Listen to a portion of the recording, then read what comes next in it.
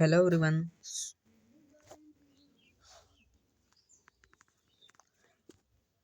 Hello everyone. RV coaching जीआर search centre में आप सभी का भरपूर स्वागत है। सो आज की इस वीडियो में हम यूनिवर्स यानी ब्रह्मांड के बारे में बात करेंगे। ठीक है, ब्रह्मांड जिसे हम बात करें इंग्लिश में तो यूनिवर्स कहा जाता है। ओके,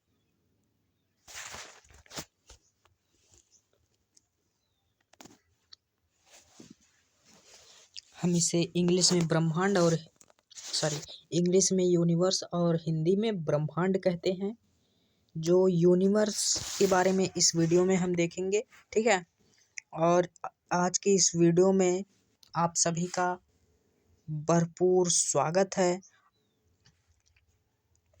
सो वीडियो को लेट स्टार्ट करते हैं और देखेंगे। सर्वप्रथम यहाँ पर आप लोगों के सामने जिस तरीके का इंटरफेस आ रहा है, ये आज हम इसी टॉपिक पर बात करेंगे।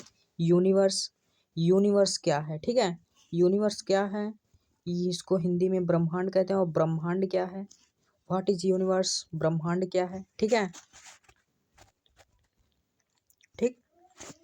हम लोग ब्रह्मांड में तो हैं। ब्रह्मांड में कितने आकाश गंगा हैं, कितने सौरमंडल हैं, कितने ग्रह हैं, कौन कौन से ग्रह हैं, उनके उपग्रह कौन से हैं, इनका तापमान क्या है, इनके अंदर क्या पाया जाता है, इनकी क्वालिटी क्या है, इनकी गुण क्या है, इनमें वर्गीकरण क्या है, इन सभी चीज़ों को हम आज की इस वीडियो में पूरे डिटेल के साथ देखेंगे। ठीक है,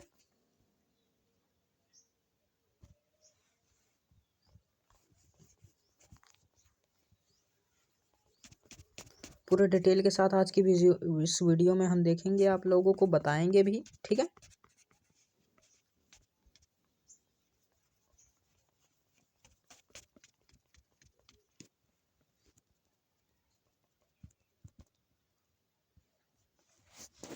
ठीक है।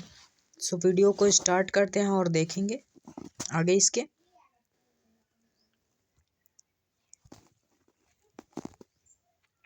सर्वप्रथम यहाँ पर दिया गया है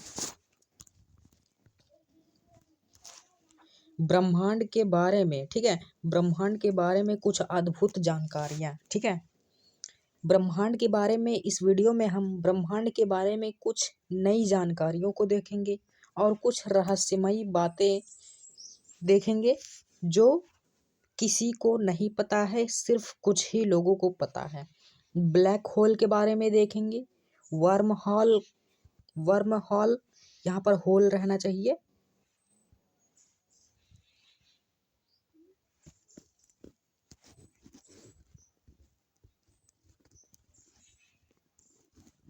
वर्म होल यहाँ पर गलत लिखा गया है। ठीक है, होल रहना चाहिए यहाँ पर।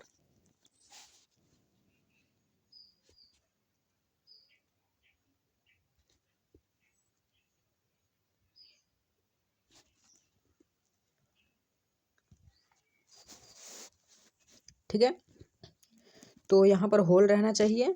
और ब्रह्मांड के बारे में कुछ अद्भुत जानकारियाँ।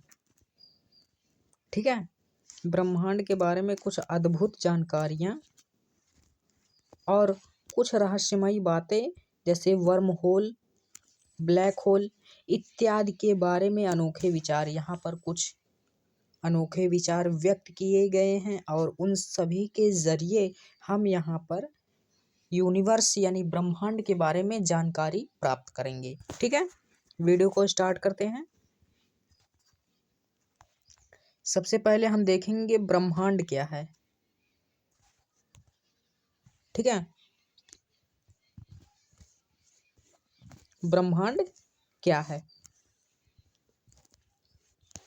ब्रह्मांड क्या है, ब्रह्मांड वह सब कुछ है जो अस्तित्व में है।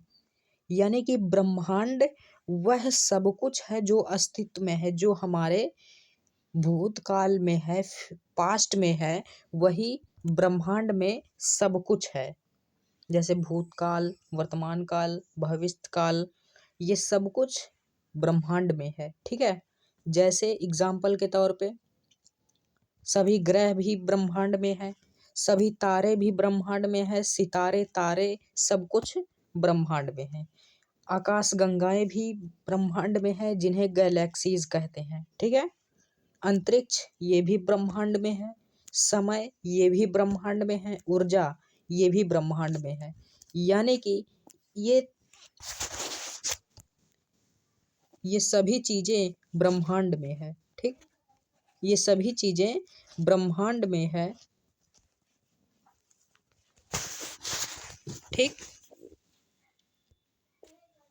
और वह सब कुछ जिसे हम देख सकते हैं या नहीं भी देख सकते, ठीक है, वो भी ब्रह्मांड में है। ठीक, दूसरे शब्दों में ब्रह्मांड को क्या कह सकते हैं हम? पूरा अस्तित्व। हमारा पूरा पास्ट, पूरा अस्तित्व ब्रह्मांड ही है। ठीक, इसे हम दूसरे शब्दों में भी कह सकते हैं या फिर पहले शब्द में कहें। ठीक, ब्रह्मांड की उत्पत्ति बिग बैंग थ्योरी, जिसे हम बिग बैंग थ्योरी कहते हैं, ब्रह्मांड की उत्पत्ति। ठीक है, वैज्ञानिकों यानी साइंटिस्ट वैज्ञानिकों के अनुसार ब्रह्मांड की शुरुआत लगभग 13.8 अरब साल पहले हुई। ठीक है, वैज्ञानिक जो भारत में इसरो, ठीक है, बहुत से ऐसे ऑर्गेनाइजेशंस हैं जिनके वैज्ञानिकों के द्वारा यह पता चला है कि जो ब्रह्मांड है इसकी शुरुआत लगभग अप्रॉक्सीमेटली 13.8 अरब साल, करोड़, 2 करोड़ नहीं, अरब, कितना? 13 अरब, लगभग 14, हम 14 के करीब पहुंच गए हैं। ठीक है, 14, लगभग 14 अरब साल पहले ब्रह्मांड की शुरुआत हो गई थी। 14 अरब साल। ठीक है, लगभग 14 अरब साल। ठीक, शुरुआत में पूरा ब्रह्मांड अत्यंत छोटा, गर्म और सघन बिंदु था। ठीक है, शुरुआत में जब ब्रह्मांड की शुरुआत हुई तो ब्रह्मांड बहुत छोटा था। ठीक है, बहुत गर्म भी था, संघनन का बिंदु था। ठीक है, अचानक एक बड़ा विस्फोटक जैसा विस्तार हुआ। ठीक है, अचानक से सडनली एक विस्फोटक हुआ जिसे बिग बैंग कहते हैं। ठीक है, उस विस्फोटक को हम क्या कहते हैं? बिग बैंग कहते हैं। उसी समय के बाद अंतरिक्ष, पदार्थ और ऊर्जा का जन्म हुआ। वो जो विस्फोटक हुआ बिग बैंग जिसे हम कहते हैं, उसी के विस्फोट होने के कुछ समय बाद, ठीक, कुछ समय बाद, ठीक है, अंतरिक्ष का, ठीक है, और पदार्थ यानी मटेरियल का, अंतरिक्ष यानी स्पेस का, और ऊर्जा यानी एनर्जी का जन्म हुआ। इन तीनों चीजों का जन्म हुआ जब बिग बैंग थ्योरी यानी बिग बैंग थ्योरी का विस्फोट हुआ। जब एक विस्फोट हुआ, उस विस्फोट को हम बिग बैंग थ्योरी कहते हैं। और इसी विस्फोटक को, ठीक है, विस्फोट होने के बाद, ठीक है, उसी समय के बाद अंतरिक्ष, पदार्थ और ऊर्जा का जन्म हुआ। आज भी ब्रह्मांड में ये सब चीजें फैल रही हैं। अंतरिक्ष भी फैला हुआ है, अंतरिक्ष में सभी पदार्थ भी फैले हुए हैं, ऊर्जा, एनर्जी भी पाई जाती है। यानी कि अंतरिक्ष जो ब्रह्मांड है, इसमें अंतरिक्ष भी पाए जाते हैं, पदार्थ भी है, ऊर्जा भी है। यानी ये तीनों चीजें ब्रह्मांड में आज भी फैली हुई हैं। जब बिग बैंग थ्योरी हुई, ठीक है, ब्रह्मांड की संरचना, द स्ट्रक्चर ऑफ यूनिवर्स, इसके बारे में देखेंगे।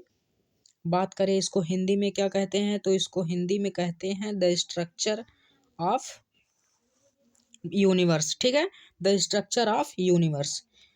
ब्रह्मांड कई सतहों में बना है। ब्रह्मांड जो है कई स्तरों में बना है, यानी कई लेवल पर बना हुआ है। ठीक है, पहला क्या है, पहला स्टेट क्या, पहला लेवल क्या है इसका, पहला स्तर क्या है, तारा। ठीक है, स्टार। तारे खुद की रोशनी और गर्मी पैदा करते हैं। तारे जो हैं वो खुद की रोशनी और गर्मी पैदा करते हैं, यानी ऊष्मा पैदा करते हैं ये लोग। क्या, ऊष्मा। ठीक है, ऊष्मा पैदा करते हैं। ठीक है, ये ऊष्मा पैदा करते हैं कौन, तारे। खुद की रोशनी भी देते हैं और गर्मी भी पैदा करते हैं। हमारा सूर्य भी एक तारा है, हमारा सूर्य भी एक तारा है। यहाँ पर आप लोग देख सकते हैं,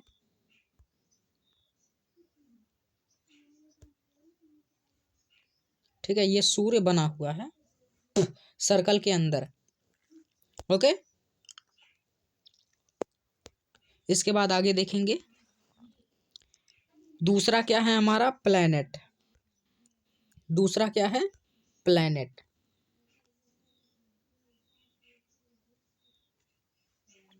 दूसरा क्या है हमारा, प्लैनेट।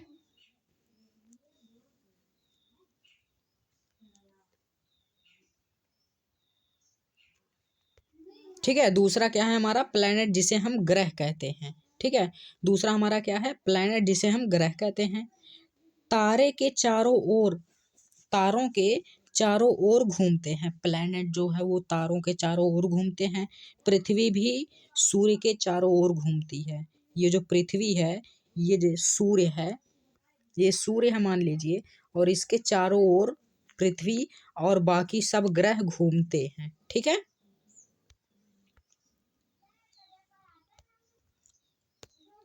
इसके बाद तीसरा हम देखेंगे सौरमंडल। ठीक है, इसके बाद हम देखेंगे क्या, सौर मंडल।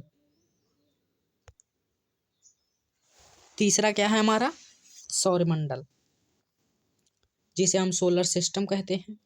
सूर्य प्लस उसके चारों ओर घूमने वाले ग्रह, उपग्रह, क्षुद्र ग्रह। ठीक है, सूर्य है और उसके चारों ओर घूमने वाले उसके ग्रह हैं, और उन ग्रहों के उपग्रह हैं, और उपग्रहों के बाद जो उनमें घूमने वाले क्षुद्र ग्रह हैं, यानी छोटे छोटे ग्रह हैं। इन सभी को घूमने की प्रक्रिया को सौरमंडल कहा जाता है। ठीक है, इन सभी के प्रक्रिया को सौरमंडल कहा जाता है। इसके बाद हम गैलेक्सी यानी आकाशगंगा के बारे में बात करेंगे, जिन्हें हम मिल्की वे भी कहते हैं। यहाँ पर दिया गया है। ठीक है, अरबों तारों और सौरमंडलों का समूह, यानी कि अरबों तारों और अरबों सौरमंडलों का समूह गैलेक्सी कहलाता है। हमारी गैलेक्सी यानी आकाशगंगा, जो हमारी आकाशगंगा है, इसका क्या नाम है, दुग्ध मेखला। ठीक है, जिन्हें हम मिल्की वे कहते हैं। ठीक है, दुग्ध मेखला, मिल्की वे। ठीक है, यानी कि ब्रह्मांड में अरबों गैलेक्सियां हैं। ब्रह्मांड में 100 अरब, 100 बिलियन से भी ज्यादा, 100 बिलियन प्लस क्या है, आकाशगंगाएं हैं। यूनिवर्स में कितने हैं, 100 बिलियन प्लस आकाशगंगा है, और आकाशगंगा में 100 बिलियन प्लस सौरमंडल है। ठीक है, तो ये है ब्रह्मांड। ठीक, और उन आकाशगंगाओं में जो हमारी आकाशगंगा है वो है दुग्ध मेखला, इंग्लिश में क्या, मिल्की वे कहा जाता है। ठीक है, इसके बाद चौथा नंबर है हमारा आकाशगंगाओं का समूह। ब्रह्मांड में अरबों आकाशगंगाएं हैं। ठीक है, ब्रह्मांड में अरबों आकाशगंगाएं हैं।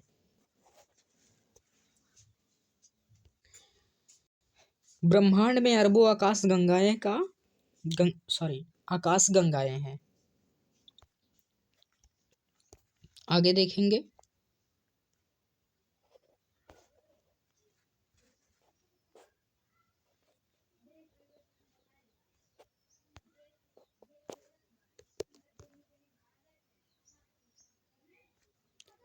ब्रह्मांड के रहस्यमय तत्व।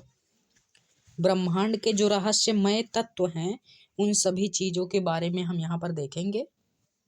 शुरुआत करते हैं डार्क मैटर से।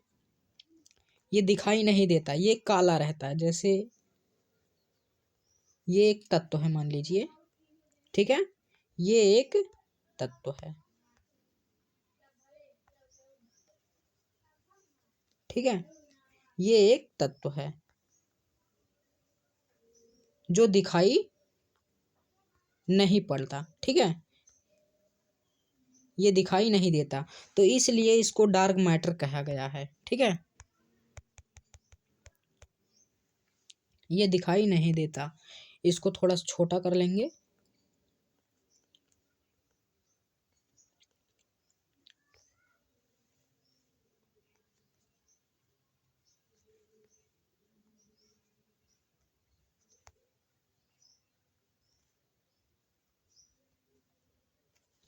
ठीक है, लेकिन इसका गुरुत्वाकर्षण प्रभाव होता है, ठीक है, इसका गुरुत्वाकर्षण का प्रभाव होता है, ग्रेविटेशनल का प्रभाव होता है।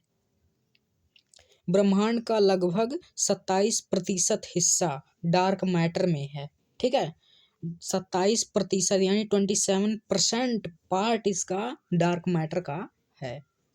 ओके, इसके बाद डार्क एनर्जी।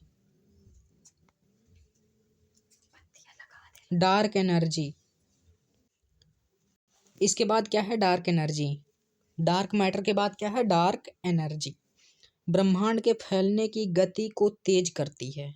जो ब्रह्मांड की फैलने की गति है, जैसे मान लीजिए एक बाइक है, ये मान लीजिए, सपोज मान लीजिए एक बाइक है और ये एक रास्ता है, ठीक है, ये एक रास्ता है और इस पर बाइक चलती है, तो इस पर तेज भगाने के लिए एक्सीलेटर को तेज करना पड़ेगा, ठीक है, इस पर भगाने के लिए बाइक को एक्सीलेटर बढ़ाना पड़ेगा। तो एक्सीलेटर, वही एक्सीलेटर क्या है? डार्क एनर्जी, ठीक है। यहाँ पर एक्सीलेटर का काम कौन करता है? Dark energy. ब्रह्मांड को फैलाने यानी स्प्रेड करने के लिए, एक सीट पर स्प्रेड करने के लिए उसकी वेग को, उसके गति को तेज करती है, ठीक है। डार्क एनर्जी ब्रह्मांड के फैलने की गति को तेज करती है, आप लोग समझ सकते हैं। लगभग 68%, लगभग 68% पार्ट, यानी कि 68% हिस्सा इसका डार्क एनर्जी में है। डार्क एनर्जी का हिस्सा, सॉरी, 68% हिस्सा इसका डार्क एनर्जी का है, ठीक है। इसके बाद देखेंगे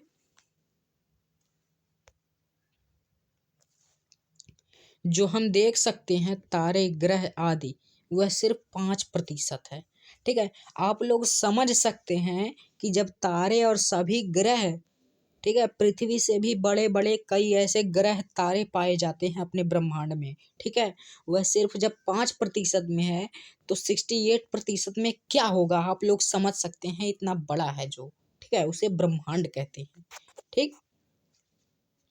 इसके बाद समय और अंतरिक्ष देखेंगे।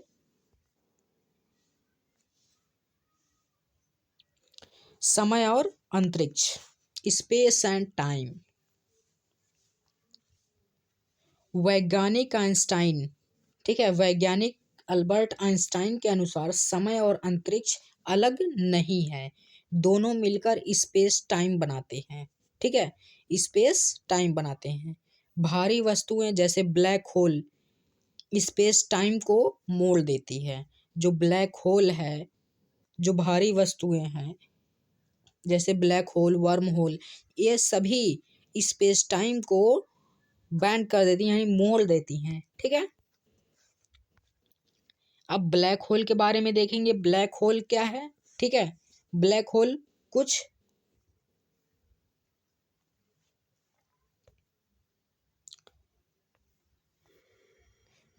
कुछ इस प्रकार का होता है और इसमें बहुत अंधेरा होता है, बहुत अंधेरा होता है, इसके आसपास भी बहुत अंधेरा होता है और यहाँ पर छोटा सा सूर्य रहता है, छोटा सा सन रहता है।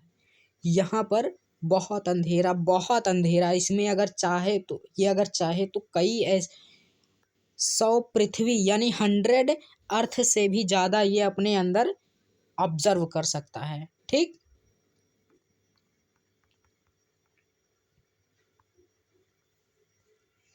ब्लैक होल बहुत अधिक घना पिंड जो काला होता है, जिसकी गुरुत्वाकर्षण शक्ति इतनी तेज होती है कि रोशनी भी बाहर नहीं निकल सकती। ठीक है, गुरुत्वाकर्षण की शक्ति इतनी तेज होती है कि रोशनी भी बाहर नहीं आ सकती पृथ्वी पर, लेकिन ऐसा पृथ्वी पर नहीं है। पृथ्वी पर गुरुत्वाकर्षण कैसा है, ये मान लीजिए ये क्या है, अर्थ है। ठीक है, और इस पर कोई पर्सन है।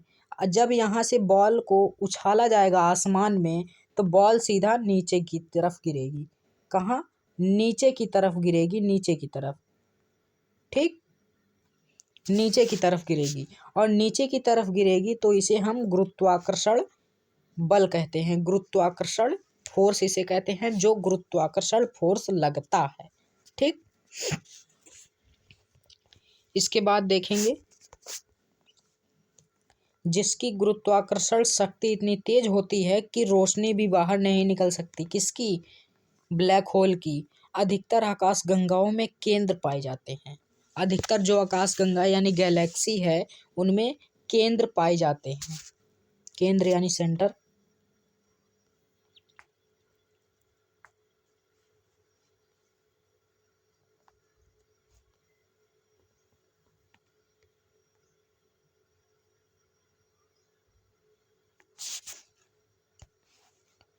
क्या ब्रह्मांड का अंत है? ठीक है, अभी तक पक्का जवाब नहीं। ठीक है, अभी तक पक्का जवाब नहीं है। ये पक्का जवाब नहीं है, यानी कि पूरी तरीके से यह नहीं कहा जा सकता कि ब्रह्मांड का अंत नहीं हो सकता, सॉरी हो सकता है।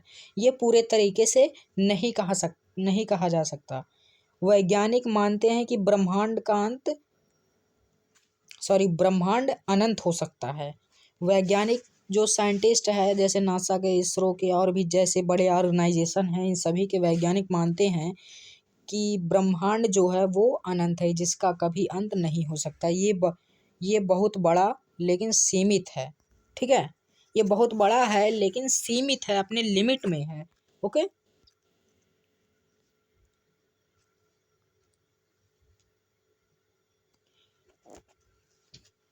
क्यों जरूरी है ब्रह्मांड को समझना, यानी ब्रह्मांड को समझना क्यों जरूरी है?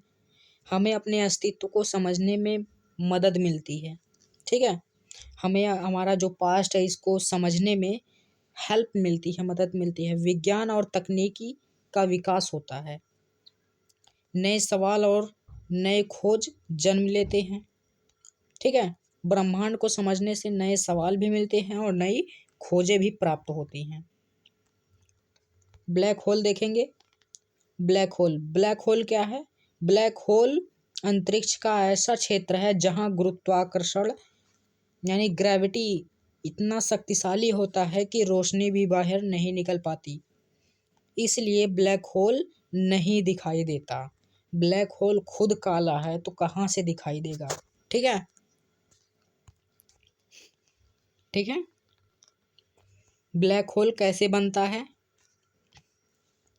ब्लैक होल कैसे बनता है? जब कोई बहुत बड़ा तारा, सूर्य से कई गुना बड़ा, आप लोग समझ सकते हैं पृथ्वी से कई गुना ज़्यादा बड़ा जब सन है, तो सन से कई गुना ज़्यादा बड़ा तारा अपना ईंधन खत्म कर देते हैं, यानी अपना फ्यूल, उसका फ्यूल जब खत्म हो जाता है, ठीक है, एक प्रकार से हम फ्यूल ही कह सकते हैं उसको,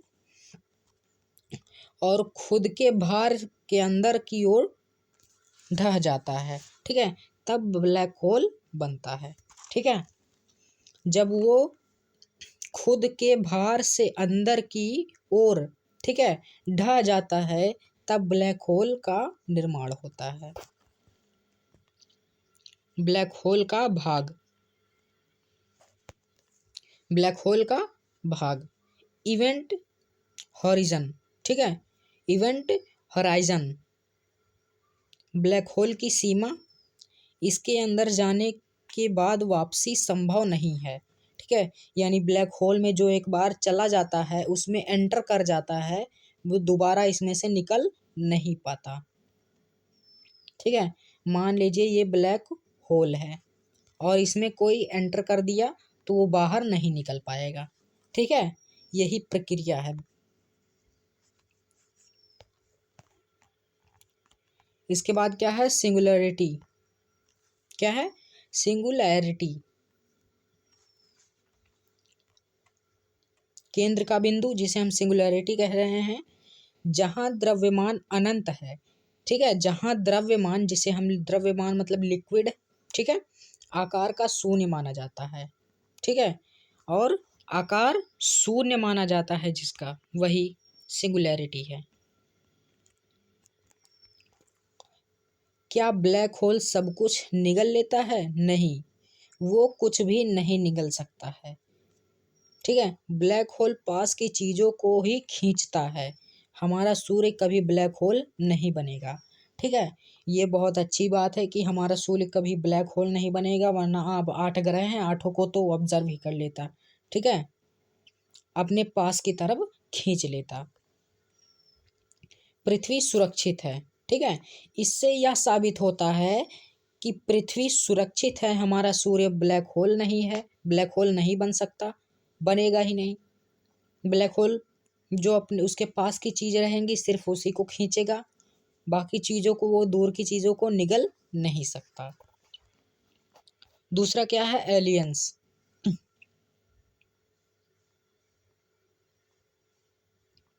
एलियंस, ठीक है, एलियंस, ठीक है, एलियंस जो अभी कुछ दिनों पहले ही एक अफवाह फैली थी, मतलब कुछ समय पहले एक अफवाह फैली थी कि हमारे पृथ्वी पर एलियंस आए हैं। ठीक है, लेकिन वो एलियंस नहीं, एक एडिटर था जो एडिट एआई के द्वारा, आर्टिफिशियल इंटेलिजेंस के द्वारा एडिट करके इंस्टाग्राम पर पोस्ट किया था वीडियो। ठीक है, तो वही एलियंस के बारे में बात करेंगे, जिसे हम एक्स्ट्रा टेरेस्ट्रियल लाइफ कहते हैं। ठीक है, क्या? Extra terrestrial life. एलियंस क्या है? एलियंस का मतलब पृथ्वी के बाहर जीवन का होना, यानी पृथ्वी जो हमारी अर्थ है, अर्थ के बाहर, ये अर्थ के बाहर जो जीव रहते हैं, जो जीव पाए जाएंगे, वो एलियंस कहलाएंगे। ठीक है,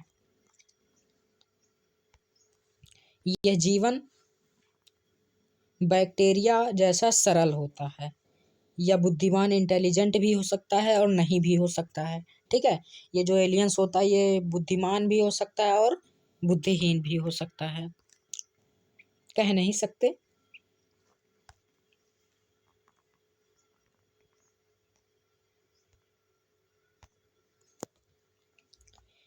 एलियंस होने की संभावना क्यों? ब्रह्मांड में अरबों आकाशगंगाएं हैं, हर आकाशगंगा में अरबों तारे हैं, कई तारों के पास ग्रह हैं जिसे हम एक्सो प्लैनेट कहते हैं। ठीक है, इतने बड़े ब्रह्मांड में केवल पृथ्वी पर जीवन होना असंभव सा लगता है, सॉरी, संभव नहीं, असंभव सा लगता है। कहीं पर भी और भी ऐसे जगह हैं पृथ्वी जैसे, और भी ऐसे जगह होंगे जहां पर जीवन का संभव होगा। ठीक, वैज्ञानिक क्या खोज कर रहे हैं? पानी, ऑक्सीजन, जीवन के रासायनिक संकेत, इन सभी चीजों की वैज्ञानिक खोज कर रहे हैं। ठीक है,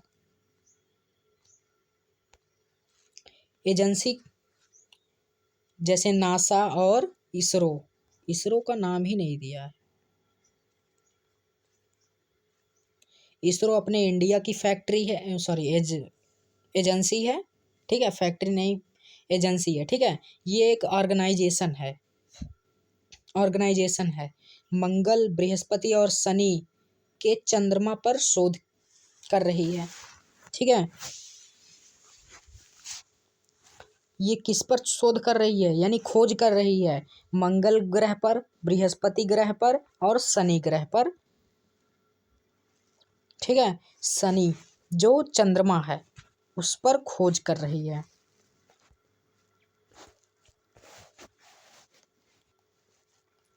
क्या एलियंस पृथ्वी पर आए हैं? अब तक कोई ठोस वैज्ञानिक प्रमाण नहीं है, यानी कि अब तक कोई कड़ा सबूत वैज्ञानिकों के द्वारा प्राप्त नहीं हुआ है, इसलिए हम यह नहीं कह सकते कि एलियंस आए थे या फिर नहीं आए थे। ठीक है, यूएफओ वीडियो एलियंस का प्रमाण नहीं है। ठीक है, वैज्ञानिक सिर्फ सबूत पर विश्वास करता है और बाकी अन्य चीज़ों पर नहीं। तीसरा क्या है? मल्टीवर्स। इसके बाद क्या है? मल्टीवर्स। मल्टीवर्स क्या है? मल्टीवर्स का अर्थ हमारे ब्रह्मांड के अलावा भी कई ब्रह्मांड हो सकते हैं। जी हाँ, हो सकते हैं। हमारे ब्रह्मांड के अलावा कई ब्रह्मांड और हो सकते हैं। हमने तो भाई पूरा ब्रह्मांड घूमा नहीं है, तो ये नहीं कह सकते कि हमारे ब्रह्मांड के अलावा और भी ब्रह्मांड नहीं हो सकते। ये वैज्ञानिकों के ऊपर डिपेंड है। ठीक है, वो यदि शोध करके बताएं कि ब्रह्मांड है तो हो सकता है, अगर नहीं है तो नहीं भी हो सकता है, कहा नहीं जा सकता। ठीक है, हमारा ब्रह्मांड एक यूनिवर्स है और कई यूनिवर्स मल्टीवर्स है। ठीक है, कई यूनिवर्स को हम मल्टीवर्स कह सकते हैं, कहेंगे। ठीक,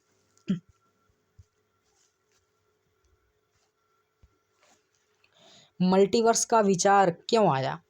कुछ वैज्ञानिक सिद्धांतों के कारण, quantum physics, cosmic inflation, string theory. ठीक है, इन सभी के अनुसार ये जो मल्टीवर्स का विचार है वैज्ञानिकों के अंदर आया और तभी इसका विचार व्यक्त किया जाने लगा। इनके अनुसार देखेंगे, हर ब्रह्मांड के नियम अलग हो सकते हैं। कहीं गुरुत्वाकर्षण ज़्यादा और कहीं कम हो सकते हैं। कहीं जीवन संभव और कहीं जीवन संभव नहीं हो सकते। क्या मल्टीवर्स सिद्ध है? नहीं, यह नहीं भी हो सकता है और सही भी हो सकता है। यह अभी सिद्धांत यानी थ्योरी है। ठीक है, कोई प्रत्यक्ष प्रमाण नहीं है, लेकिन गणितीय रूप से संभव माना जाता है। गणित यानी मैथमेटिक्स के रूप में ये संभव माना जा सकता है, माना नहीं जाता। ठीक है, माना जा सकता है और नहीं भी माना जा सकता, लेकिन गणितीय रूप से संभव परफेक्टली माना जाता है, जो कि वैज्ञानिकों के प्रत्यक्ष प्रमाण अभी नहीं है, इसलिए कुछ कहा भी नहीं जा सकता। ठीक है, तीनों में अंतर एक नज़र में। ठीक है, तीनों में अंतर एक नज़र में। विषय क्या है? प्रमाण। ठीक है, ब्लैक होल अत्यधिक घना पिंड है जो प्रमाणित है।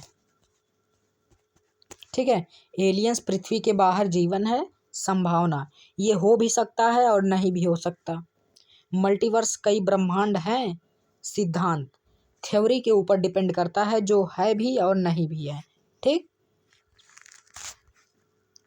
यानी कि हो भी सकता है और नहीं भी हो सकता। निष्कर्ष, ब्लैक होल वास्तविक और रहस्यमय है। एलियंस संभावना है लेकिन अभी प्रमाण नहीं है। मल्टीवर्स वैज्ञानिक की सबसे गहरी कल्पनाओं में से एक है। ठीक है, कल्पना करके पता कर सकते हैं, ऐसे नहीं। ब्रह्मांड हमें सिखाता है कि हम छोटे हैं लेकिन हमारी जिज्ञासा बहुत बड़ी है। ठीक है, जिज्ञासा यानी जानने की इच्छा बहुत बड़ी है।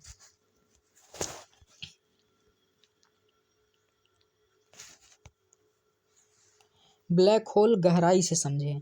ब्लैक होल को हम यहाँ पर गहराई से समझेंगे। ब्लैक होल वास्तव में क्या है? ब्लैक होल कोई छेद नहीं होता। यह अंतरिक्ष का ऐसा क्षेत्र है जहाँ द्रव्यमान बहुत अधिक होता है। ठीक है, द्रव्यमान जिसे हम लिक्विड मानते हैं। ठीक है,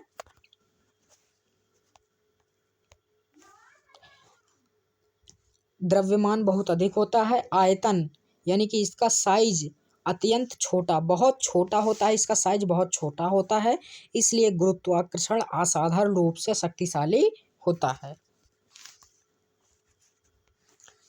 अब इतना शक्तिशाली होता है गुरुत्वाकर्षण की प्रकाश यानी कि जो रोशनी होती है सूर्य की, वो बाहर निकल ही नहीं सकती, अंदर रहती है, अंदर ही रहेगी। ठीक है, इतनी शक्तिशाली होती है।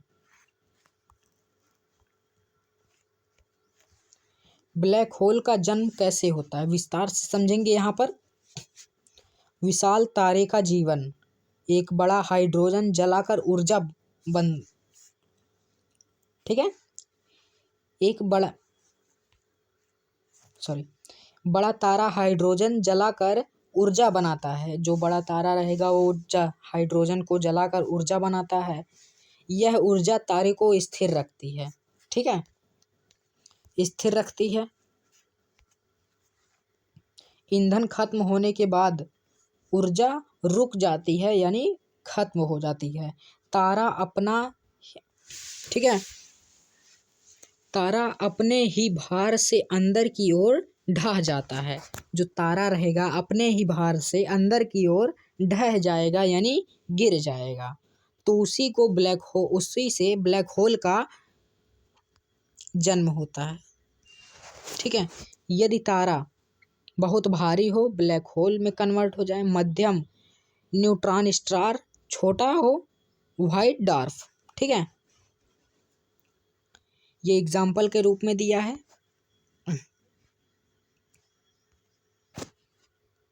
ब्लैक होल के प्रकार। ठीक है, ब्लैक होल भी कई प्रकार के हैं। स्टेलर ब्लैक होल, पहला क्या है? स्टेलर ब्लैक होल तारों के मरने से बनता है। तारे के मरने से बनता है। द्रव्यमान सूर्य से 3 से 100 गुना अधिक होता है। 3 से 100 गुना। संख्या ब्रह्मांड में सबसे अधिक। ठीक, दूसरा क्या है? Supermassive black hole. Supermassive black hole हर आकाशगंगा में केंद्र में। ठीक है, ये ब्लैक होल पाया जाता है कहाँ? हर आकाशगंगा के केंद्र में पाया जाता है। हमारी मिल्की वे में सैजिटारियस जिसे ए स्टार। ठीक है, हमारे मिल्की वे में जिसे दुग्ध मेखला, इंग्लिश में बात करें तो दुग्ध मेखला में सैजिटेरियस ए स्टार जो ब्लैक होल का नाम है। ठीक है, द्रव्यमान सूर्य से अरबों गुना है। ठीक है, द्रव्यमान सूर्य से अरबों गुना है। इंटरमीडिएट ब्लैक होल, बीच का आकार हाल ही में खोजा गया, अभी शोध जारी है। ठीक है, इंटरमीडिएट ब्लैक होल पे शोध अभी जारी है। चौथा क्या है? प्रीमोर्डियल ब्लैक होल, सैद्धांतिक। ठीक है, बिग बैंग के तुरंत बाद बने। अभी प्रमाण नहीं मिला है लेकिन बिग बैंग के तुरंत बाद ये बन गया। इसके बाद है इवेंट हॉरिज़ॉन, वापसी और आखिरी सीमा। ठीक है, ब्लैक होल के चारों ओर की सीमा क्या है? इवेंट हॉरिज़ॉन है। इसे पार करने पर कोई संकेत बाहर नहीं जा सकता। ठीक है, यानी कि ब्लैक होल में एंटर करने के बाद बाहर नहीं आ सकता। बाहर से देखने वाला कभी नहीं देख पाएगा अंत के अंदर क्या हुआ। ठीक है, यानी कि ब्लैक होल में बाहर से देखने वाला कभी ये नहीं जान पाएगा कि अंदर क्या हुआ। समय यहाँ धीमा हो जाता है। ठीक है, समय बहुत धीमा हो जाता है। अंदर क्या होता है? वैज्ञानिक की सीमा। सिंगुलैरिटी। ठीक, केंद्र का बिंदु, घनत्व अनंत, भौतिक नियम टूट जाते हैं। आज का विज्ञान यहाँ असमर्थ है। ठीक है, ये सब यानी केंद्र का बिंदु होता है, घनत्व जो अनंत होता है, भौतिक नियम वहाँ पर टूट जाते हैं। आज का वैज्ञानिक यहाँ असमर्थ है, इस पर अभी शोध जारी है। ठीक है, ब्लैक होल चीजों को खींचता है, वैक्यूम क्लीनर नहीं है। जो घर में साफ सफाई के लिए एक यंत्र रखा जाता है जिसे हम वैक्यूम क्लीनर कहते हैं, ठीक है, ये वैक्यूम क्लीनर नहीं है। अगर सूर्य ब्लैक होल बन जाए, ठीक है, सैद्धांतिक है ये, लेकिन कभी हो ही नहीं सकता ना, कभी नहीं हो सकता। सूर्य ब्लैक होल ऐसा बन जाए, कभी हो नहीं सकता। पृथ्वी की कक्षा लगभग वहीं रहेगी। ठीक है, पृथ्वी जहाँ है वह अपने अक्ष पर, अपने धुरी पर टिकी रहेगी, पृथ्वी कहीं नहीं जाएगी। और सूर्य कभी ब्लैक होल नहीं बन सकता। ठीक है, ब्लैक होल पास की वस्तुओं को प्रभावित करता है, यानी कि अपनी ओर आकर्षित कर लेता है, खींच लेता है।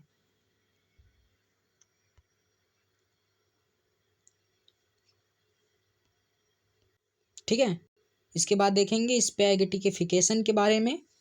जब वस्तु ब्लैक होल के पास जाती है, गुरुत्वाकर्षण आगे ज्यादा, पीछे कम हो जाता है। वस्तु लंबी और पतली हो जाती है। कोई वस्तु रहेगी तो वो पतली और लंबी हो जाएगी। यह प्रभाव असली है, लेकिन यहाँ विवरण सीमित रखा गया है, असीमित थोड़ी ना, सीमित रखा गया है।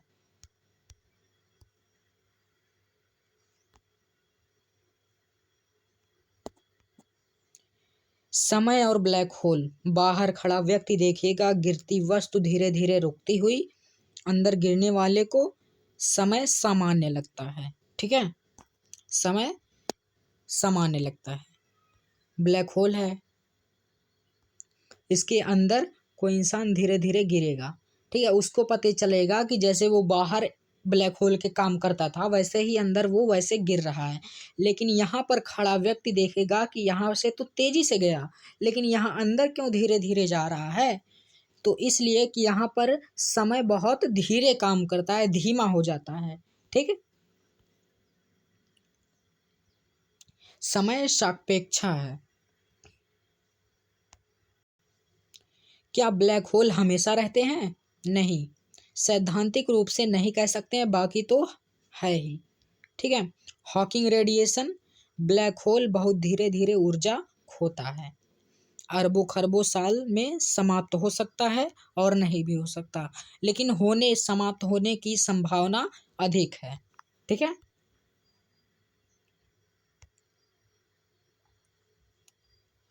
क्या हम ब्लैक होल को देख सकते हैं? सीधे नहीं देख सकते, लेकिन देख सकते हैं।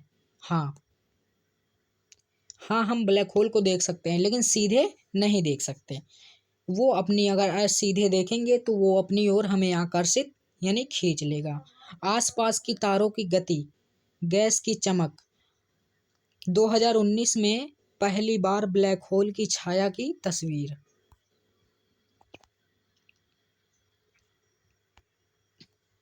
निष्कर्ष, ब्लैक होल डरावना नहीं है, प्राकृतिक खगोलीय वस्तु है। यह गुरुत्वाकर्षण, समय और अंतरिक्ष को समझने की कुंजी है, चाबी है। अभी भी कई रहस्यमय बाकी है। ठीक है, अभी भी कई रहस्य बाकी हैं। ब्लैक होल हमें बताता है कि प्रकृति हमारी कल्पना से कहीं अधिक अद्भुत है। ठीक है, कहीं अधिक अद्भुत है। एक्स्ट्राटेरेस्ट्रियल लाइफ, एलियंस पर हो रहे वैज्ञानिक खोजों को तथ्यों, मिशनों और तरीकों के साथ आसान भाषा में समझा रहा हूँ। ठीक है, यानी जो एक्स्ट्रा टेरेस्ट्रियल लाइफ है इसको हम आसान भाषा में समझेंगे नीचे की तरफ।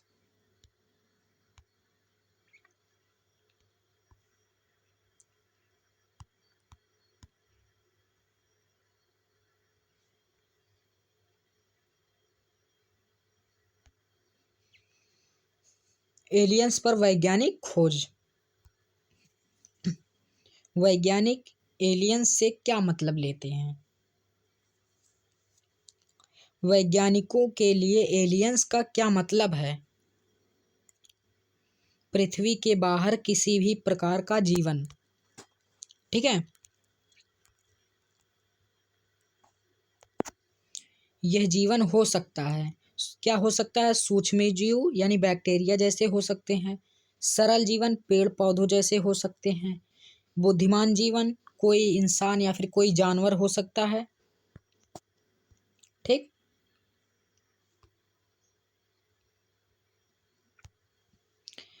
वैज्ञानिक सबसे पहले सरल जीवन खोजने पर ध्यान देते हैं क्योंकि वही सबसे संभावित है।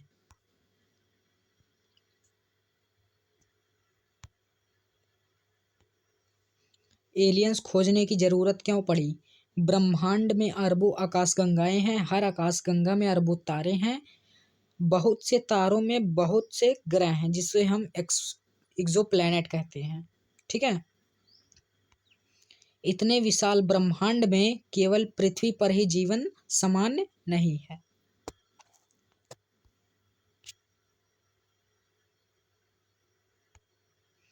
एलियंस खोजने के मुख्य तरीके।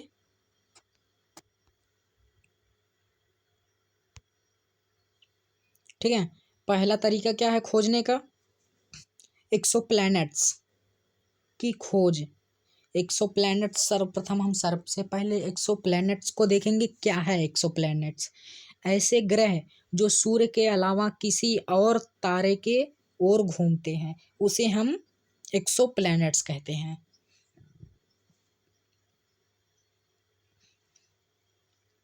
अब तक 5,000 से अधिक यानी 5,000 प्लस 5,000 प्लस 5,000 से अधिक एक्सोप्लैनेट्स खोजे जा चुके हैं। जैसे अपना एक्सोप्लैनेट्स क्या है?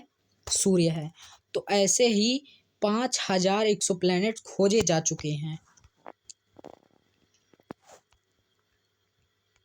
वैज्ञानिक क्या देखते हैं? ग्रह का आकार, तापमान और क्या वहाँ तरल पानी हो सकता है। ये सब चीज़ें वैज्ञानिक वहाँ देखेंगे और वहाँ का ऑक्सीजन O2 को सर्वप्रथम यानी सबसे पहले देखेंगे है कि नहीं है। ठीक है, हैबिटेबल जोन। ठीक है, वासी क्षेत्र, तारे से सही दूरी वाला क्षेत्र जहाँ पानी जमता और उबलता नहीं। ठीक है, उसे हैबिटेबल जोन कहते हैं।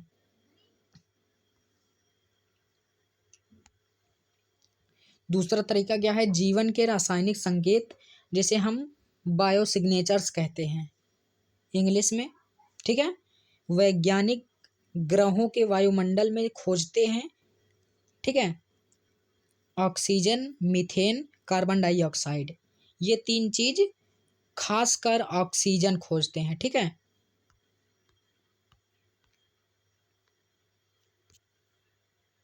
खासकर क्या? ऑक्सीजन खोजते हैं। ऐसे गैस, ये गैसें अगर साथ मिलें तो जीवन प्रक्रियाओं का संकेत हो सकता है। ठीक है, यानी कि ये अगर चीज़ें मिल जाएं तो वहाँ पर जीवन संभव है, ये संकेत मिलता है। ठीक है, तीसरा तरीका क्या है? मंगल ग्रह, मार्स पर खोज। मंगल क्यों? पहले वहाँ पानी होने का प्रमाण मिला, नदी और झीलों के निशान भी मिले हैं। प्रमुख मिशन कौन है? नासा का प्रिजर्वेस, ठीक है, प्रिजर्वेंस रवर, प्रिजर्वेंस रोवर वहाँ पर खोज कर रहा है नासा। ठीक है, चट्टानों और मिट्टी के नमूने इकट्ठा कर रहा है। ठीक है, लक्ष्य क्या है? प्राचीन सूक्ष्म जीवन के प्रमाण। चौथा तरीका देखेंगे, बृहस्पति और शनि के चंद्रमा। यूरोपा, बृहस्पति का चंद्रमा, बर्फ के नीचे विशाल महासागर, पानी प्लस गर्मी, जीवन की संभावना। जिस अगर इन दोनों को मिला दिया जाए तो हाइड्रोजन बनता है। क्या? H2, hydrogen. ठीक, इनक्लेडस जिसे चंद्रमा का ग्रह ठीक है, सॉरी, शनि का चंद्रमा, ठीक है, शनि का चंद्रमा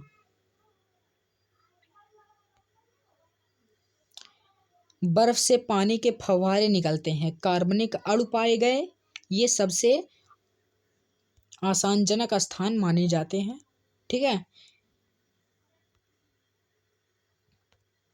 पांचवा क्या है, SETI, सेटी, रेडियो संकेतों की खोज। SETI क्या है भाई, देखेंगे अब। Search for extra terrestrial intelligence, अंतरिक्ष से आने वाले रेडियो या लेजर संकेत सुनना जो प्राकृतिक ना होकर कृत्रिम हो। ठीक है, जो प्राकृतिक ना हो यानी नेचुरल ना हो, आर्टिफिशियल हो। ठीक है, अभी तक कोई पक्का बुद्धिमान संकेत नहीं मिला, यानी कि कोई पक्का यानी कोई परफेक्टली संकेत नहीं मिला है। ठीक है, ड्रेक समीकरण, ड्रेक इक्वेशन देखेंगे।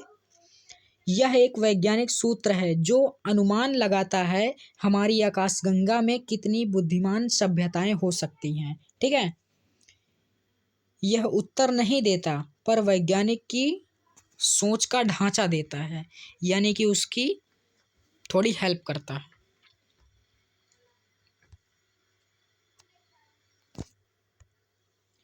UFO और एलियंस वैज्ञानिक दृष्टि से देखेंगे। UFO का मतलब है यूनिडेंटिफाइड फ्लाइंग ऑब्जेक्ट, यूनिडेंटिफाइड फ्लाइंग ऑब्जेक्ट।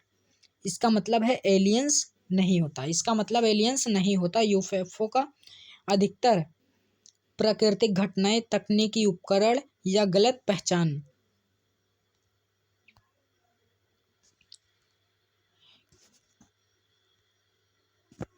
केवल ठोस प्रमाण मानता है। UFO सिर्फ ठोस प्रमाण मानता है केवल।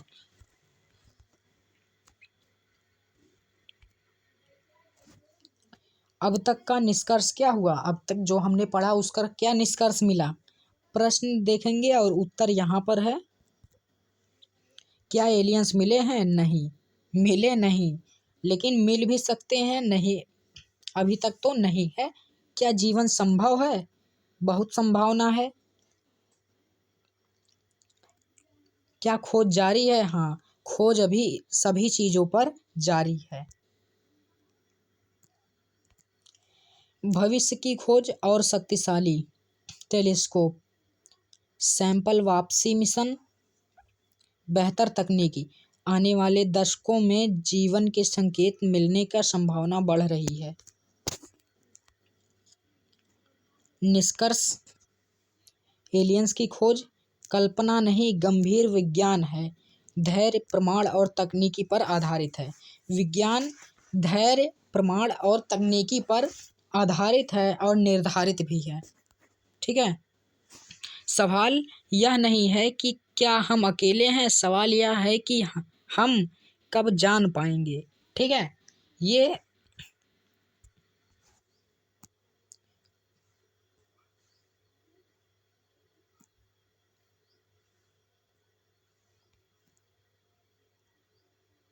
कुछ लाइनें हैं, ठीक है, जो वास्तव में सही हैं। ये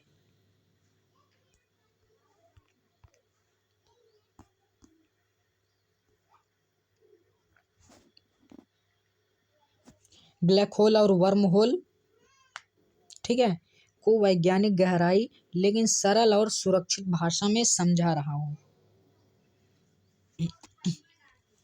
ठीक है, पहला ब्लैक होल। ब्लैक होल क्या है?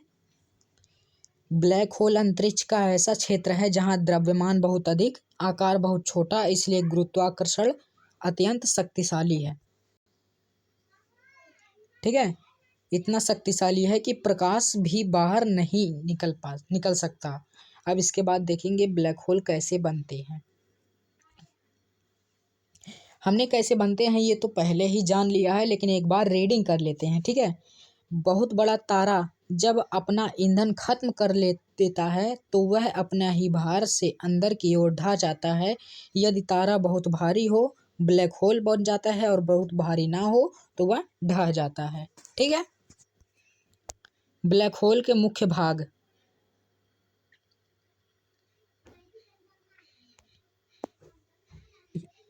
ठीक है। ब्लैक होल के भाग। इवेंट, पहला भाग है इसका इवेंट होराइजन। ब्लैक होल की सीमा है ये। ठीक है। ये ब्लैक होल की सीमा है। इसके पार जाने पर वापस संभव नहीं है। यानी कि इसको पार करने के बाद वापस आना संभव नहीं है, असंभव है। ठीक है। दूसरा क्या है? सिंगुलैरिटी। ये केंद्र का बिंदु है। ब्लैक होल के केंद्र का एक बिंदु है सिंगुलैरिटी, जहाँ घनत्व अत्यधिक होता है। वर्तमान भौतिक नियम यहाँ काम नहीं करते। ठीक है। यहाँ पर भौतिक नियम काम नहीं करते। इसके बाद देखेंगे ब्लैक होल क्या है। इसके बाद देखेंगे ब्लैक होल क्या काम करता है। ठीक है। इसके बाद देखेंगे ब्लैक होल क्या करता है। पास की गैस, धूल और तारों को आकर्षित करता है, यानी अपनी ओर खींच लेता है। समय और अंतरिक्ष को मोड़ देता है। यह वैक्यूम क्लीनर की तरह सब कुछ नहीं खींचता। ठीक है। इसके बाद देखेंगे वर्म होल। ठीक है। वर्म होल क्या है? वर्म होल एक सैद्धांतिक सुरंग है, जिसे टनल इंग्लिश में कहते हैं, जो अंतरिक्ष समय, ठीक है, अंतरिक्ष और समय के दो दूर बिंदुओं को जोड़ सकती है। उसे वर्म होल कहते हैं। ठीक है। वर्म होल सरल उदाहरण में समझेंगे, जैसे कागज को मोड़कर दूर दो बिंदुओं से सुई से जोड़ देना। ठीक है।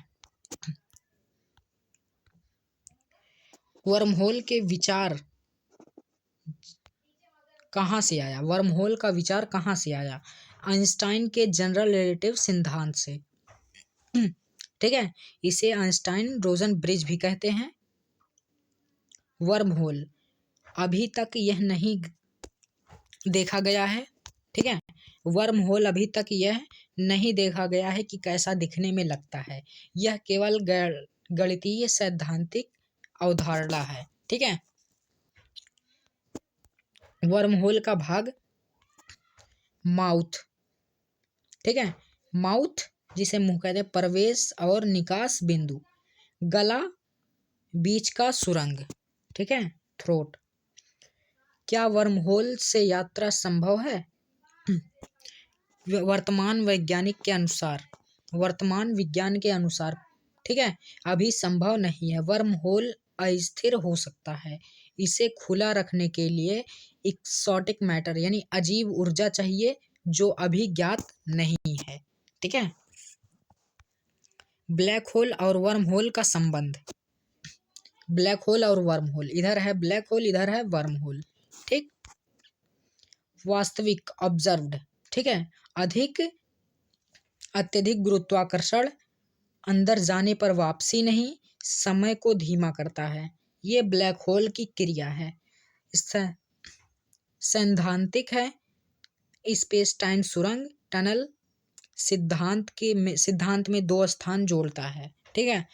काम में ये दो स्थानों को जोड़ता है, दूरी काम कर सकता है, दूरी को कम कर सकता है।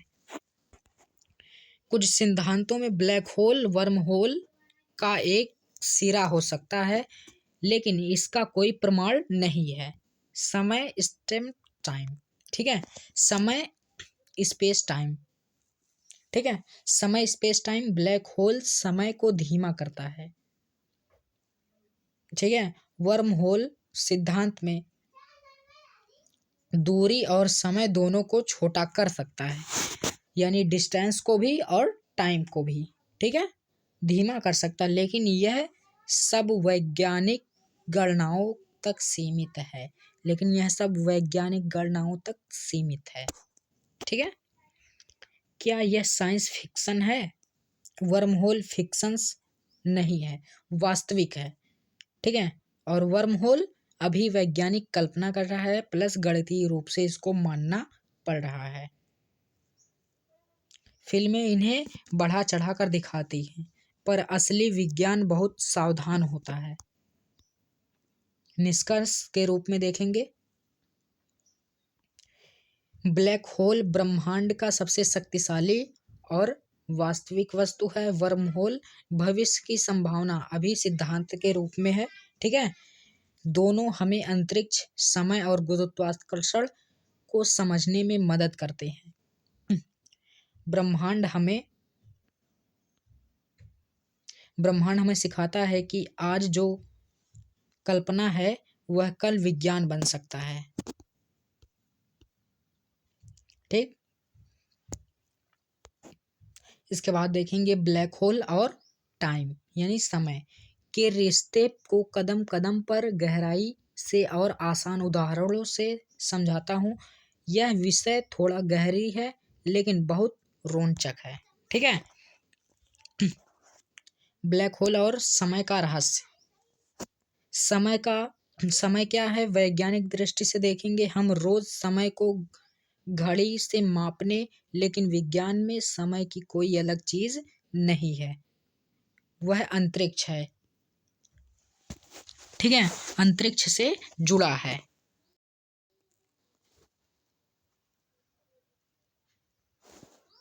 ठीक, यह अंतरिक्ष से जुड़ा हुआ है।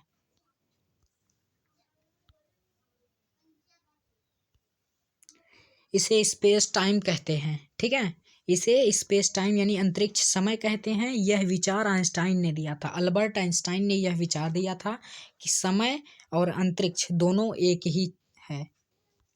गुरुत्वाकर्षण का समय का संबंध। ठीक है, गुरुत्वाकर्षण और समय का संबंध। आइंस्टाइन के अनुसार जितना अधिक गुरुत्वाकर्षण उतना धीमा समय। ठीक है, यानी कि जितना अधिक गुरुत्वाकर्षण रहेगा उतनी ही कम समय रहेगी। उदाहरण के रूप में, ठीक है, पहाड़ पर रखी घड़ी, समुद्र तल पर रखी घड़ी। ठीक है, ये उदाहरण है। दोनों में समय थोड़ा सा अलग चलता है, यह प्रयोग से सिद्ध हो चुका है। ठीक है, घड़ी तो दोनों एक ही है लेकिन समय थोड़ा सा अलग रहेगा दोनों में। ठीक, अब ब्लैक होल के पास समय को धीमा हो जाता है। ठीक है, ब्लैक होल के पास समय क्यों धीमा हो जाता है? ब्लैक होल, ठीक है, ब्लैक होल का गुरुत्वाकर्षण ब्रह्मांड में सबसे अधिक होता है। ठीक है, यह स्पेस टाइम को बहुत ज़्यादा मोड़ देता है, इसलिए समय धीमा पड़ जाता है ब्लैक होल में। ठीक है, जब स्पेस टाइम ज़्यादा मुड़ता है समय बहुत धीमा हो जाता है। ठीक है, कम मुड़ेगा कम धीमा होगा, ज़्यादा मुड़ेगा तो ज़्यादा धीमा होगा। ठीक है,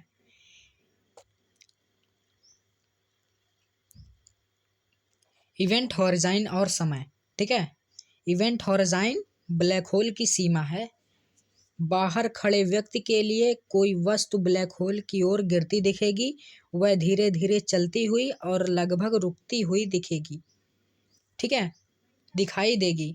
समय मानो वहां थम गया हो। ठीक है, लेकिन समय थमा नहीं है। जो अंदर गिरेगा उसको पता चलेगा कि हम तो भाई बराबर से गिर रहे हैं। ठीक है, अब यहाँ पर देखेंगे गिरने वाले व्यक्ति के लिए समय जो है वो सामान्य चलता है। जैसे वो बाहर करता है वही वो उसे कुछ अजीब नहीं लगता, एकदम सिंपल रहेगा, एकदम सिंपल। ठीक है, सब कुछ सामान्य रहेगा, लेकिन वह बाहर संदेश नहीं भेज सकता। ठीक है, यही है टाइम डिलेशन। ठीक है, समय का फैलाव। ठीक है, पांचवा क्या है? ब्लैक होल में समय रुक जाता है। ब्लैक होल में समय रुक जाता है। महत्वपूर्ण बातों को हम यहाँ पर देखेंगे। इवेंट होरिज़ॉन पर बाहर से देखने पर समय रुकता हुआ लगता है। अंदर जाने के लिए समय रुकता नहीं, लेकिन उसका भविष्य सीमित हो जाता है। ठीक है, उसका भविष्य सीमित हो जाता है। वह आगे क्या होगा यह विज्ञान अभी पूरी तरह से नहीं जानता। ठीक है, विज्ञान ही नहीं जानता तो ह्यूमन बींग्स क्या जानेंगे। ठीक है। सिंगुलैरिटी और समय का अंत। सिंगुलैरिटी और समय का अंत। ब्लैक होल के केंद्र में होती है सिंगुलैरिटी, अत्यंत घनत्व। स्पेस और टाइम दोनों का सामान्य परिभाषा टूट जाता है यहाँ पर। ठीक है, कहाँ? सिंगुलैरिटी में। कुछ वैज्ञानिक मानते हैं कि सिंगुलैरिटी पर समय जैसा हम जानते हैं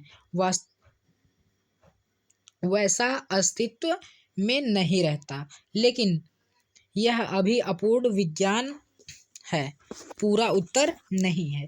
ठीक। 7वां पॉइंट देखेंगे हम यहाँ पर, क्या ब्लैक होल समय यात्रा संभव करता है? ठीक है, यह सवाल बहुत प्रसिद्ध है। ठीक। भविष्य की ओर यात्रा सिद्धांत रूप से संभव है। ठीक है, क्योंकि ब्लैक होल के पास समय बहुत धीमा होता है। अगर कोई वहां जाकर लौटे, सैद्धांतिक रूप से नहीं आ सकता। ठीक है, तो बाहर का समय बहुत आगे बढ़ चुका होगा। ठीक। अतीत में यात्रा यानी कि पास्ट। भूत में यात्रा कोई वैज्ञानिक प्रमाण नहीं है, कोई वैज्ञानिकी प्रमाण नहीं है, यह अभी कल्पना और गणित तक सीमित है। ठीक है। ब्लैक होल और ब्रह्मांड की उम्र, ये बहुत इम्पोर्टेंट है। ठीक है, ये बहुत इम्पोर्टेंट है, बहुत ही इम्पोर्टेंट है ये। ठीक है, ब्लैक होल हमें बताता है कि समय हर जगह समान नहीं है। ब्रह्मांड एक जैसी घड़ी है पर नहीं चलता। ठीक है, ब्रह्मांड एक जैसी घड़ी है लेकिन चलती नहीं है। ठीक।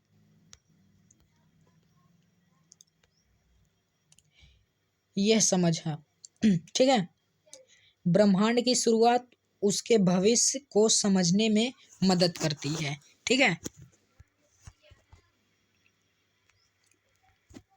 आसान उदाहरण सबसे जरूरी है। ठीक है, कल्पना करो समय और नदी का बहाव। ठीक है, समय बराबर नदी का बहाव। सामान्य जगह नदी धीरे धीरे बह रही है। ठीक है, ब्लैक होल के पास बहुत गहरी भंवर। ठीक है, भंवर के पास पानी बहुत धीमा और खींचा हुआ लगता है। यही हाल समय का है ब्लैक होल के पास। ठीक है, यानी कि ब्लैक होल के पास समय का भी कुछ यही हाल है। निष्कर्ष, ठीक है, ये याद रखने लायक। ठीक है, यानी कि हम इसको याद रख सकते हैं, याद रखने लायक है ये। ब्लैक होल समय को धीमा करता है। समय और अंतरिक्ष अलग नहीं है। ब्लैक होल हमें सिखाता है कि समय बिल्कुल स्थिर नहीं है, वह गुरुत्वाकर्षण से बदलता है। ठीक है। ठीक है, ब्लैक होल से जुड़े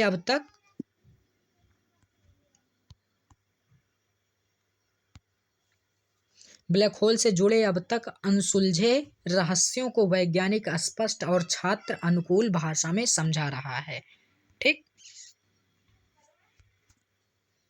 ये सवाल है जिनका जवाब आज का विज्ञान भी पूरी तरह नहीं जानता। ठीक है, ब्लैक होल अब तक के सबसे बड़े अनसुलझे रहस्य। ब्लैक होल के अंदर वास्तव में क्या होता है? ब्लैक होल सबसे बड़ा रहस्य। ठीक है, इवेंट होरिज़न के अंदर हम सीधे देख नहीं सकते। सिंगुलैरिटी पर घनत्व अधिक होता है। ठीक है, समय और अंतरिक्ष का सामान्य परिभाषा टूट जाता है, यानी कनेक्शन डिस्कनेक्ट हो जाता है। सवाल, क्या वहाँ कोई भौतिकी है? क्या पदार्थ पूरी तरह नष्ट हो जाता है? आज के नियम यहाँ काम नहीं करते। ठीक है, आज के जो नियम है इस पर काम नहीं करते। ठीक। सिंगुलैरिटी सच में क्या है? गणित कहता है कि घनत्व अनंत है। ठीक है, अनंत है। जिसका कभी अंत नहीं होता, लेकिन प्रकृति में अनंत होना संदिग्ध है। ठीक है, अनंत होना संदिग्ध है। क्या सिंगुलैरिटी एक बिंदु है या कोई अज्ञात संरचना? ठीक है, इसका मतलब हमारी भौतिकी अधूरी है। ठीक,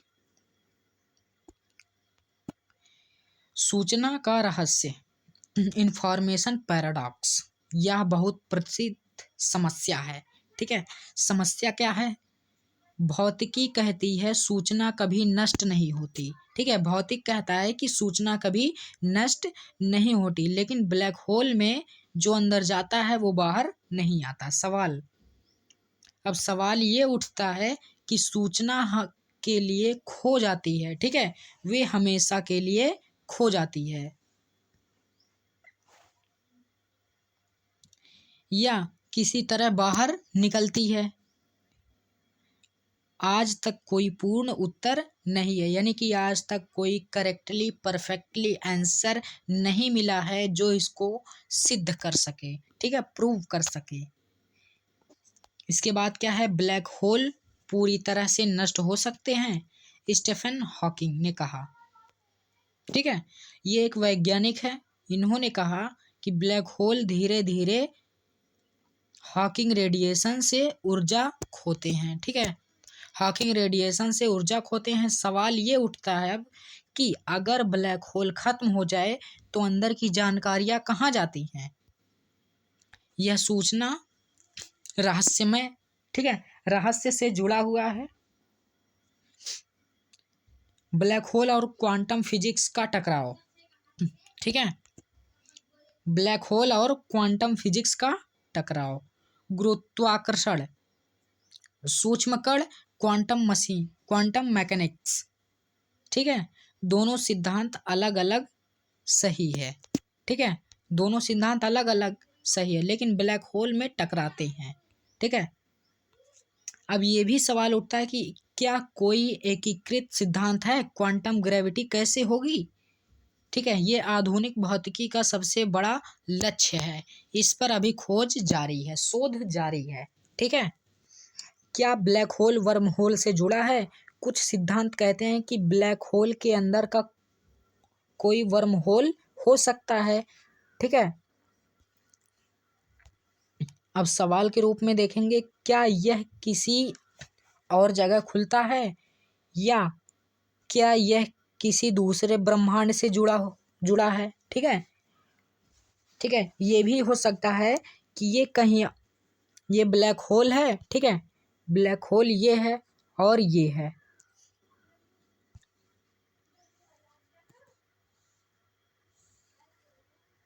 ठीक है, यहां से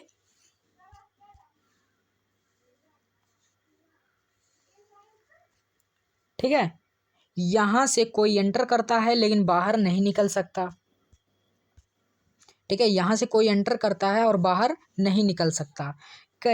ऐसा भी हो सकता है कि वो अंदर जाकर यहाँ से निकल सकता हो। ठीक है, ठीक है, यहाँ से निकलता हो, और ये ब्लैक होल यहाँ दूसरे ब्रह्मांड से भी जुड़ा हो सकता है। ठीक है, ऐसा हो सकता है। ठीक है, लेकिन अभी तक कोई प्रतियोगी प्रमाण नहीं आया है। ठीक है, ब्लैक होल की शुरुआत कैसे हुई? सुपरमैसिव ब्लैक होल बहुत जल्दी प्रारंभिक ब्रह्मांड में बने। ठीक है, सवाल, इतने बड़े ब्लैक होल इतनी जल्दी कैसे बन सकते हैं? ठीक है, क्या वे हल्के छोटे ब्लैक होल से बने या सीधे जन्मे? ठीक है, यह रहस्य अभी, ठीक है, अब भी खुला है। ठीक है, क्या ब्लैक होल समय का अंत दिखाते हैं? सिंगुलैरिटी पर निर्भर करता है ये। ठीक है, और भविष्य और अतीत परिभाषा धुंधली हो जाती है। इन भविष्य और अतीत की परिभाषा धुंधली हो जाती है। सवाल ये उठता है कि क्या समय वहाँ रुक जाता है या कोई नया समय नियम होता है? विज्ञान के पास अभी पूरा उत्तर नहीं है इसका। ठीक है, आगे देखेंगे। ब्लैक होल नए ब्रह्मांड को जन्म ले देते हैं। ठीक है। ब्लैक होल जो होता है वो नए ब्रह्मांड को जन्म देते हैं। कुछ साहसिक विचार, ब्लैक होल के अंदर एक नया ब्रह्मांड बन सकता है। ठीक है, यह बहुत उन्नत सिद्धांत है। अभी केवल गणितीय संभावना है, विज्ञानी संभावना नहीं है। ठीक है, क्या हम कभी अंदर की जानकारी पा सकेंगे प्रत्यक्ष रूप से? अभी शायद नहीं। ठीक है, अप्रत्यक्ष रूप से गुरुत्व तरंगे, ब्लैक होल की छाया, गणितीय मॉडल, ठीक है, ये सब हैं। और भविष्य की तकनीकी शायद कुछ रहस्य खोल दे। ठीक है, अभी जो भविष्य पर शोध किया जा रहा है ये कुछ लगता है शायद ब्लैक होल पर कुछ भी रहस्य खोल दे और हम जान पाएं। ठीक है, रहस्य और स्थिति, अंदर क्या होता है ये भी नहीं पता है। सिंगुलैरिटी अधूरी समझ है ये। ठीक है, सूचना का भाग्य अनसुलझा हुआ है। क्वांटम और गुरुत्व टकराव हुआ है। ठीक है, वर्म होल संबंध सैद्धांतिक, ठीक है, ये सब अज्ञात है। ठीक है, ये सब अज्ञात है। अंतिम बात, ठीक है, ब्लैक होल हमें डराने के लिए नहीं, सोच को चुनौती देने के लिए है। हर अनसुलझा रहस्य भविष्य की खोज का नींव होता है। ठीक है, मैं बता दूं आप लोगों को कि हर जो नए सुलझे होते हैं उनको सुलझाने के लिए, ठीक है, ठीक है, उनको दोबारा सुलझाने के लिए टाइम दिया जाता है। ठीक, ठीक है, अंतिम बात यहाँ पर आप लोग देख सकते हैं। अंतिम बात में कुछ लाइनें दी गई हैं कि हर अनसुलझा रहस्य भविष्य की खोज का नींव होता है। ठीक है, यानी कि हर अनसुलझा रहस्य हो वो भविष्य की खोज का नींव होता है। ठीक है, हम यदि उस अनसुलझे रहस्य को सुलझाने पर लग जाएं तो एक नया खोज होता है। ठीक है,